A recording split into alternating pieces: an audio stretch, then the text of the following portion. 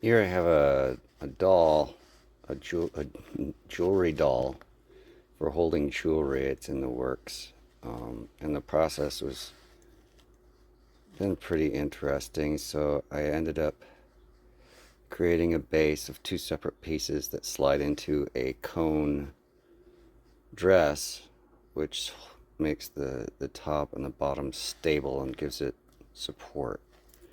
I haven't quite finished it yet, so it's not quite ready for market, but this is just sort of a prototype of one of the many things I've designed and created. Here's a couple of my tool caddies right here, different versions and sizes. Here's some rings and some objects I'm designing for other people, and a finished product that my partner sent me of a finished ring. It's a male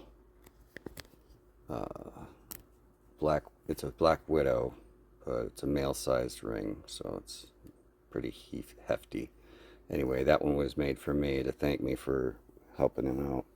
There's a couple of other things I work on, but as you can see, my office is cluttered with new ideas and printers to help me print all the different things. And another printer over there with some other objects I've created. But this is my process.